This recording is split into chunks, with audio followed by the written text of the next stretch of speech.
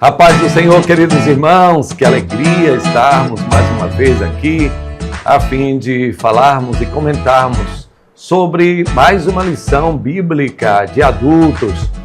Deus abençoe a todos os queridos professores, Deus abençoe a todos os queridos adultos. Que lições maravilhosas nós estamos comentando. Meu Deus, promessas de cura divina, promessa da mais importante promessa, que é a salvação. E agora nós vamos para a lição de número 7, falar sobre a promessa de um novo coração. Então, esteja atento, pegue lápis, caneta, nós vamos fazer isso com muito vagar para que você possa acompanhar. Um grande abraço ao querido Valmir Júnior, ao querido Adonias, que Deus abençoe a todos, a igreja em Capelinha, que Deus abençoe minha querida esposa, irmã Lucinha, minha filha Karen, linda, que Deus abençoe também a todos os amados irmãos de todos os lugares, ao meu querido pastor presidente, pastor Valdomiro Pereira da Silva, e a minha querida pastora Lourdes Miranda, que Deus abençoe grandemente a todos vocês. Eu sei que a Assembleia de Deus, ele não reconhece ou não consagra pastora, mas eu não estou falando sobre o título, eu estou falando sobre a função de pastoreio. Assim como o pastor Valdomiro pastoreia, ela também nos pastoreia. Que Deus abençoe. Vamos então à nossa lição. Primeiro, um panorama da lição.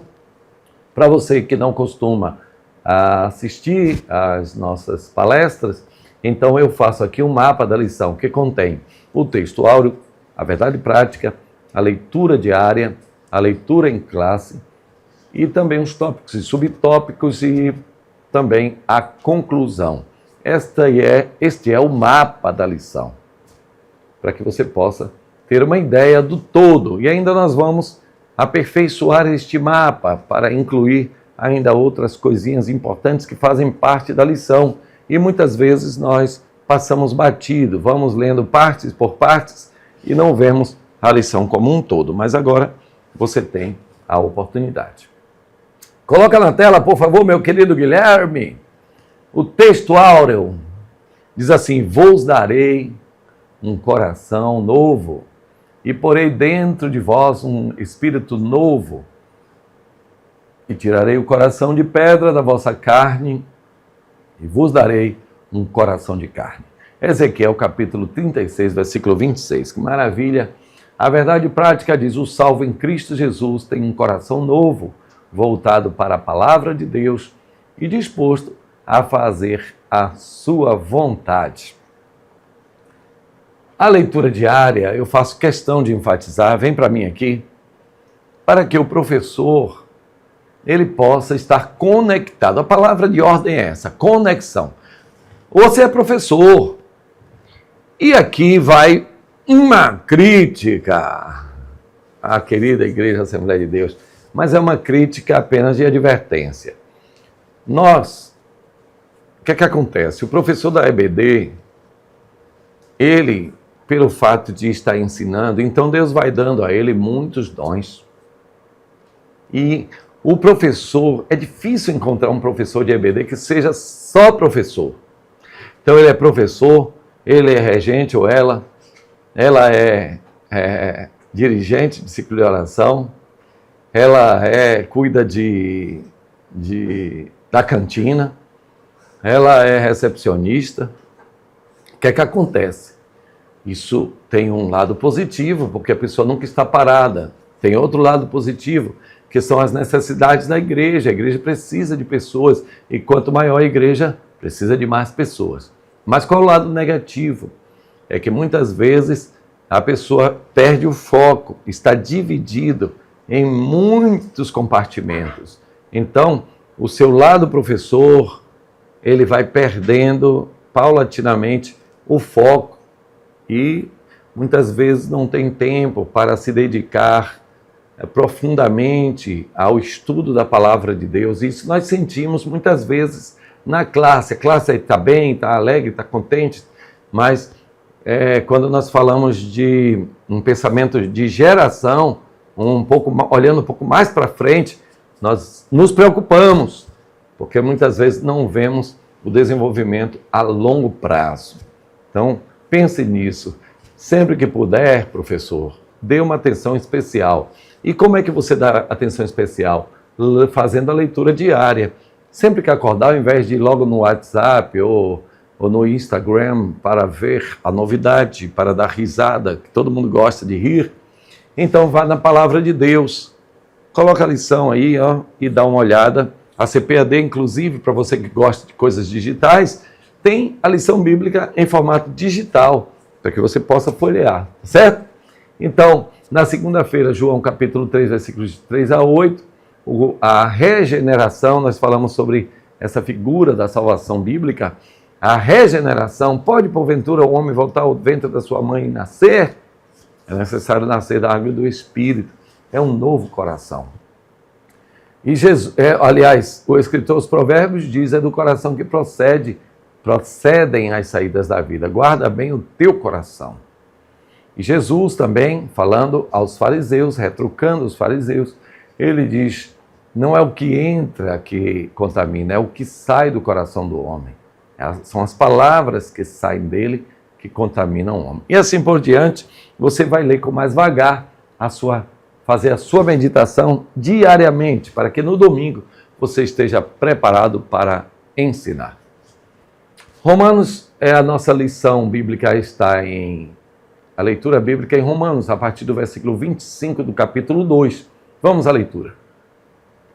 Porque a circuncisão é, na verdade, proveitosa, se tu guardares a lei. Mas se tu és transgressor da lei, a tua circuncisão se torna em incircuncisão. Se, pois, a incircuncisão guardar os preceitos da lei, porventura, a incircuncisão não será reputada como circuncisão? E a incircuncisão, que por natureza o é, se cumpre a lei, não te julgará, porventura, a ti, que pela letra e circuncisão és transgressor da lei? Porque não é o judeu que o é exteriormente, nem é circuncisão a que o é exteriormente na carne.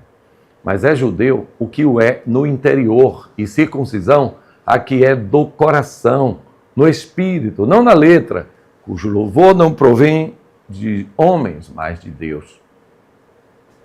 Em Jeremias capítulo 31, versículo 31 diz, eis que dias vêm, diz o Senhor, em que farei um concerto novo com a casa de Israel e com a casa de Judá. Não conforme o concerto que fiz com seus pais no dia em que os tomei pela mão, mas para os tirar da terra do Egito, porquanto eles invalidaram o meu concerto, apesar de eu os haver desposado, diz o Senhor. Mas este é o concerto que farei com a casa de Israel, depois daqueles dias, diz o Senhor. Porei a minha lei no seu interior e a escreverei no seu coração, e eu serei o seu Deus, e eles serão o meu povo.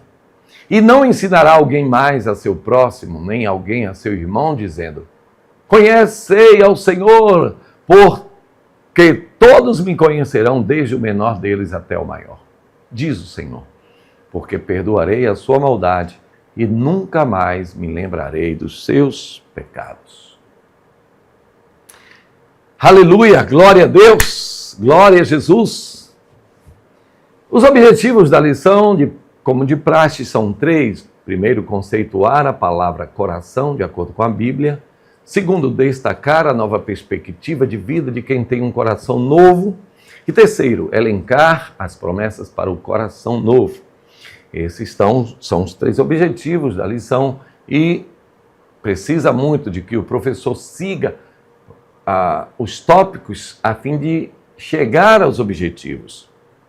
Você precisa explicar o que é coração, segundo o conceito bíblico. Depois você precisa destacar a perspectiva ou forma de ver, de vida que tem um coração novo. Depois também elencar as promessas para o coração novo. Vamos aos tópicos, o coração na perspectiva bíblica, o coração de quem está em Deus e promessas para o coração. O primeiro tópico vai falar sobre o coração na perspectiva bíblica. O que é o coração? O que é este coração que a Bíblia diz? O coração não foi perfeito para com Deus. O coração não estava preparado para buscar ao Senhor. O que é isso? Que coração é esse? Será que coração é este órgão que é do tamanho de uma mão, que bate freneticamente com 120 batidas por minuto, BPMs? Será que é este coração que tem as artérias, tem as veias? É o coração que tem obstruções? Será que é esse coração? Embora, é claro, que a origem primeira dele foi o coração. E os cientistas descobriram que existe o coração partido. É uma dor de tal forma que afeta o coração. É uma dor psicológica que afeta o coração. É aquilo que eu sempre falo da psicossoma. Psico e soma. Ou seja, o corpo, ele é afetado pela alma. Mas, na Bíblia, esse coração não é exatamente esse coração. Aliás, na Bíblia, o rim que Deus sonda não é esse rim. As entranhas não são exatamente as entranhas. Mas, quando fala de coração, é a intimidade da pessoa, o que há de mais profundo em si. É, na verdade, a divisão da alma e do espírito. É isso que é o coração. É onde estão os centros, onde está o centro das nossas emoções, da nossa moral e do nosso intelecto. Por isso que diz, ame ao Senhor com todo o seu coração, no sentido de todas as suas emoções e com todo o seu intelecto, com toda a sua inteligência também. Então, amar ao Senhor Deus sobre todas as coisas, com tudo que temos de melhor, né? Então, quando fala de coração na Bíblia, ele está falando da nossa alma. É o centro das emoções, é o centro da moral, é o centro também do intelecto. Então, é esse coração de que a Bíblia fala. Vamos, então, à circuncisão do coração. Você sabe que quando Deus chama o seu povo de Israel, ele diz, todo macho que nascer circuncida. Ou seja, é o corte do prepúcio, né? Era uma marca. Pastor, você me pergunta, para que aquela marca? Para que ferir as criancinhas? Primeira coisa, era a marca de Deus sobre o seu povo. Este povo é o meu povo, é separado para mim, então eu quero que marque ele. Todo o primogênito. Então, era marcado, era cortado o seu prepúcio. Mas havia uma segunda consequência desse corte, que era uma consequência, uma medida sanitária. Moisés sabia disso. Moisés sabia que Deus queria o seu povo marcado, porque todo judeu, ou todo o israelita era circuncidado para que fosse separado para Deus, mas também Moisés sabia que esta era também uma medida sanitária. O povo no deserto, né, fazendo amor, copulando, na linguagem mais científica, se conhecendo na linguagem bíblica. Então, obviamente, no deserto não há água em abundância para a lavagem do seu corpo. Então, havia a chamada imundícia da carne, que ficava nas roupas, que ficava na cama, que ficava nos corpos. E isso ia acumulando, principalmente as partes sebosas do corpo, e levava para o corpo da mulher todas aquelas bactérias. Então iria com certeza gerar muitas enfermidades, cânceres de útero e tudo mais. Então havia também uma medida sanitária. Agora, é um erro pensar que Deus estava querendo impor uma medida sanitária através de Moisés, dizendo que era uma medida de santidade. Não pense assim. Deus não é homem para que minta. Deus não mente. Deus não precisa usar subterfúgio. É por isso que muita gente ela decai da graça, porque pensa que Deus precisa enganar as pessoas para poder atingir os seus objetivos. Não! Deus é claro. Muitas medidas, não somente essa, são medidas sanitárias do povo no Egito e que perdurou até depois da saída do Egito. Veja que quando Josué, ele entra na terra prometida, então Deus disse, olha Josué, eu quero que você circuncide. Já estava na terra prometida, embora não houvessem ainda as guerras de conquista, mas ele disse, eu quero que você circuncide todo o povo, porque os machos que nasceram no deserto, na segunda geração, não foram circuncidados. Então, Josué circuncidou a todo macho, marcando para o Senhor. Veja que já foi a terra já conquistada, foi além do Jordão. Embora algumas tribos ficaram antes do Jordão, desculpem, mas foi já na terra da promessa. E Deus ainda tinha o pacto. Você compreende que foi uma medida que teve um impacto sanitário, mas não foi apenas um impacto sanitário, mas foi um impacto de marca. Deus queria que os machos fossem separados para ele. Mas a circuncisão era um tipo da circuncisão do coração. A circuncisão do pênis era um tipo da circuncisão da medida sanitária do coração. Limpe o seu coração.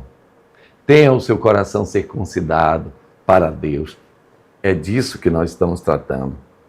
Agora, Ezequiel capítulo 36, algo diferente,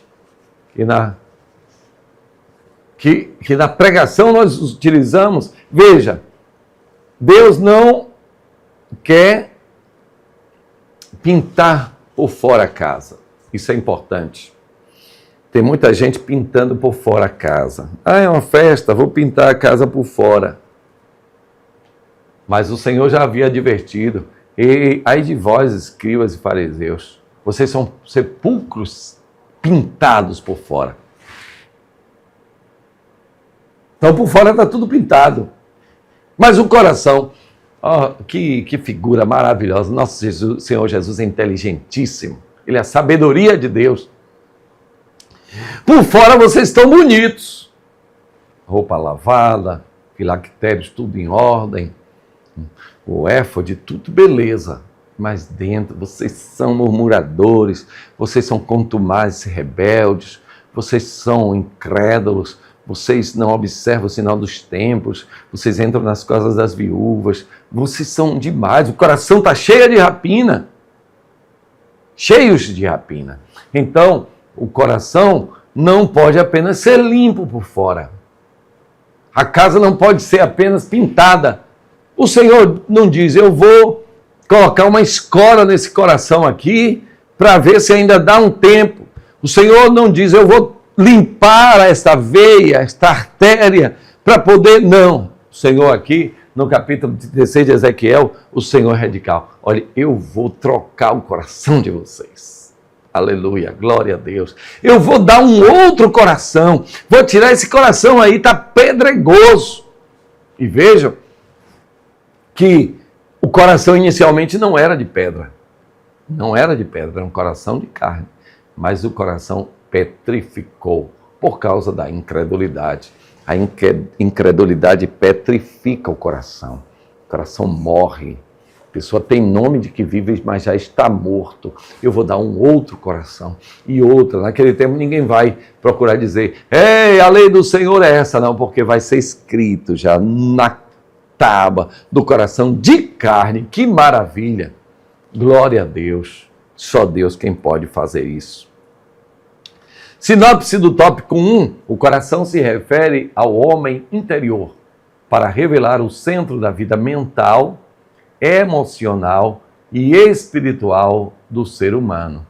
Então, é o homem interior, o centro das suas emoções, que revela a vida mental, então o centro do intelecto, emocional, o centro das emoções, e espiritual, né? O centro, eu aqui uso o centro também, o centro, o homem mental, o intelecto, o emocional, o centro das emoções, e a moral, que é a questão espiritual. Vamos ao tópico 2, o coração de quem está em Deus. Como é o coração de quem está em Deus. Primeira coisa, se já ressuscitaste com Cristo, Colossenses capítulo 3, versículo 1 em diante, buscai as coisas que são de cima. Buscai as que são de cima e não as que são da terra. Porque já morrestes e a vossa vida está escondida com Cristo em Deus. Então, a primeira coisa é que o coração daquele que está em Deus, ele tem um coração novo, um pensamento novo, intenções novas, propósitos novos. Agora, o apóstolo Paulo, ele fala também sobre a inclinação. Lembre-se da Torre de Pisa, né? Ela é inclinada. Cai, mas não cai. Mas tem inclinação. Não é? Então, o coração de um homem não convertido inclina-se para o mal. Ele sempre, se deixar ele em ponto morto, ele vai pender para a esquerda. Vai sempre pender para o mal, né? Mas o coração do homem, quando encontra Jesus Cristo, começa a se inclinar para a direita, para o alto e além. Aleluia, glória a Deus. Então, aí o apóstolo Paulo, ele fala sobre o homem caído, sobre o homem que confia na lei de mandamentos carnais. Ele diz, pela lei eu morri. A lei, ela não veio me matar, mas a lei mostrou que eu não tenho forças para vencer. Então, a inclinação da carne é carne. E a inclinação do espírito é espírito. Enquanto a inclinação da carne leva ao pecado e à morte, a inclinação do espírito leva a Cristo e à vida. Então, essa é a diferença de alguém que tem um coração em Deus. Um coração consciente, um coração que está atento a tudo, né? Um coração que sabe que errou, porque o Espírito, aqui fala sobre a consciência, quando o Espírito fala ao coração do homem. E aqui, bota aqui no close-up, porque tem muitas pessoas que se fizeram surdas à voz do Espírito. Ah, não sinto nada, não. Ah, não, ninguém me condena. Se o meu coração não me condena, diz a Bíblia, então eu estou limpo. Maior é Deus do que o meu coração. Isso está em João, na sua primeira carta. Mas é preciso ter muito cuidado, porque conforme o próprio João disse, muitos se fizeram anticristos. Por quê? Endureceram seu coração. Na linguagem de Paulo, tem cauterizada a sua consciência. Que perigo terrível. Como é que acontece isso? A cauterização da consciência, o endurecimento do coração. É aquilo que está escrito em Provérbios. O homem que muitas vezes repreendido endurece a cerviz, será de repente quebrantado sem que haja cura.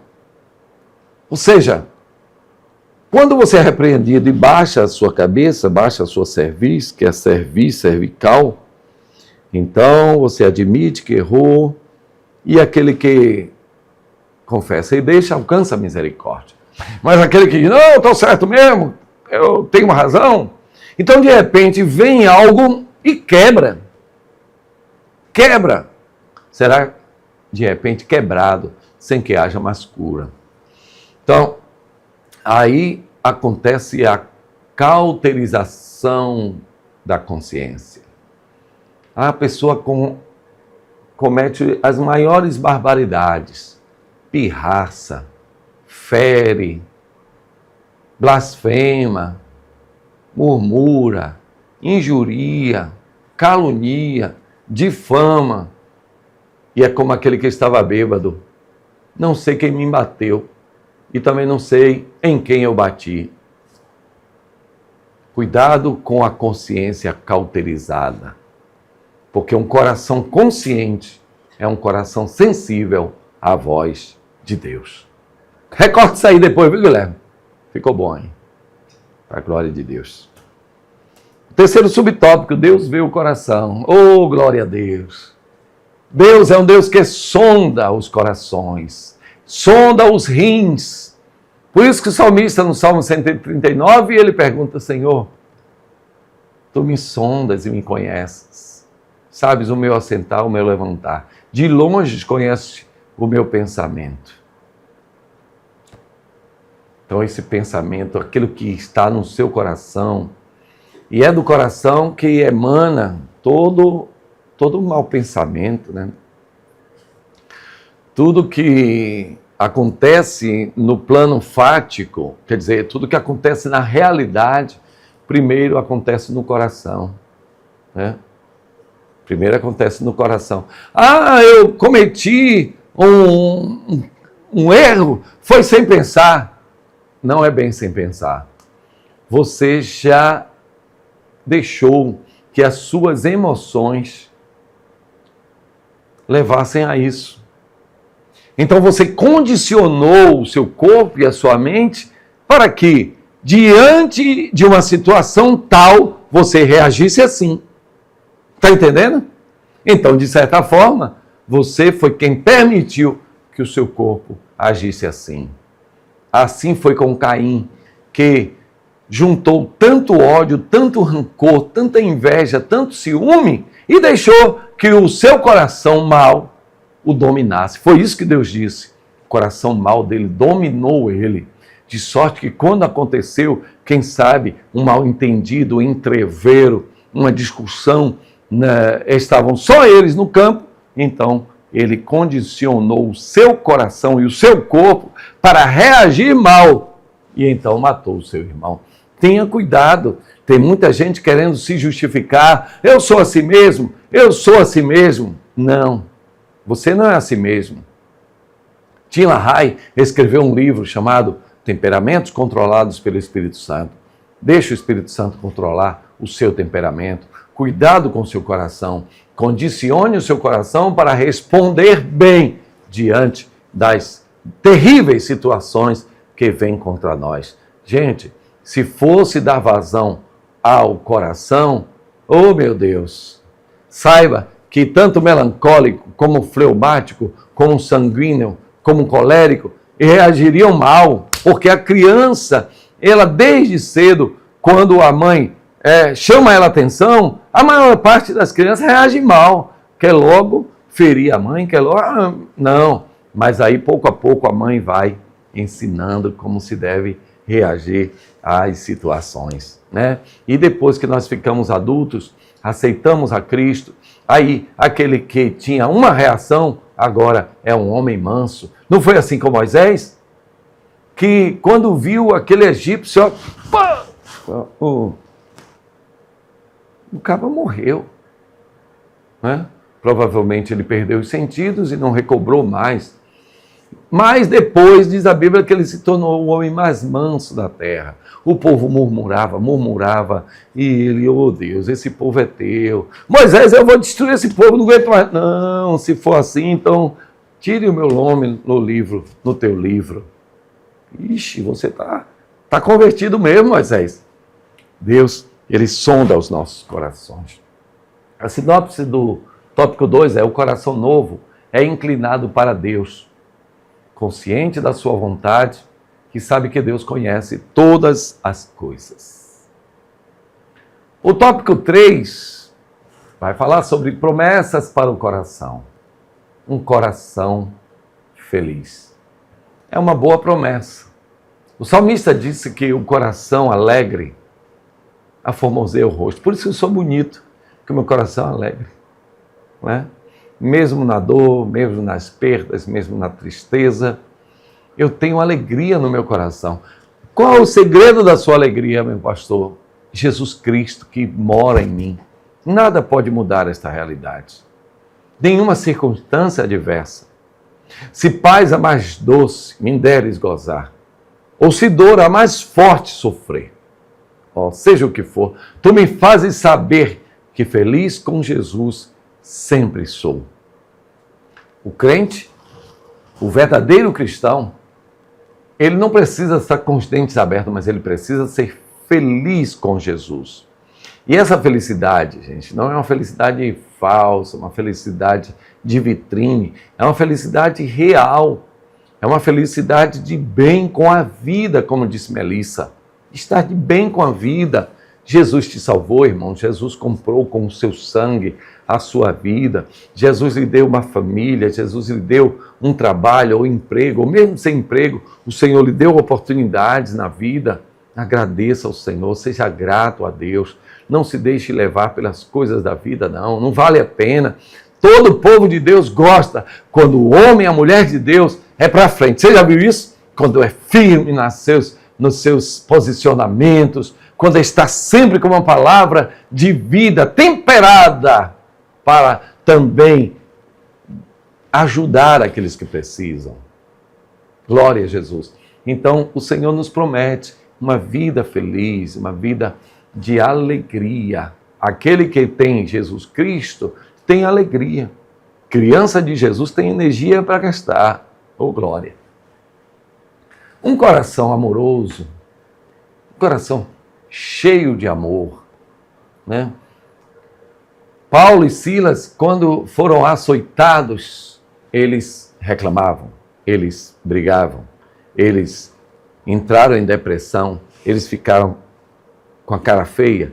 Não, eles cantavam, oravam, até que os presos escutavam eles. Oh, glória a Deus! E de repente veio um terremoto nos céus que abriu todas as celas. Meu Deus! O crente tem que ser um coração amoroso, pronto para servir, pronto para ajudar. Jesus dá o maior exemplo, quando naquele dia, os discípulos querendo saber quem era o melhor, minha posição, ele pega uma tina, ele pega uma toalha, e então acocora-se diante dos discípulos e começa a lavar os seus pés. Meu Deus, que amor maravilhoso. Jesus. Oh, aleluia, glória a Deus. Jesus, meus irmãos, vamos ter a Jesus Cristo como nosso rabi, como nosso mestre. Vamos seguir os passos do Senhor. Não tem que cada um inventar a sua forma de ser, não. Você tem que ser da forma que Cristo mandou que sejamos. Vamos imitar ao Senhor Jesus. Devemos ter um coração cheio de amor, como Pedro, como Paulo, como Dorcas, como o irmão Tiago, como tantos outros chamados heróis da fé. E por fim, irmãos, o penhor do Espírito no coração. O que é penhor? É garantia. O Espírito de Deus habita em nós. Ele mandou, eu vou deixar o meu Espírito. Este Espírito que estará convosco todos os dias. Esse Espírito, irmãos, é tão amoroso, tão benigno, que ele, quando a gente não sabe como pedir, ele intercede por nós a Deus com gemidos inexprimíveis. Oh, glória a Deus!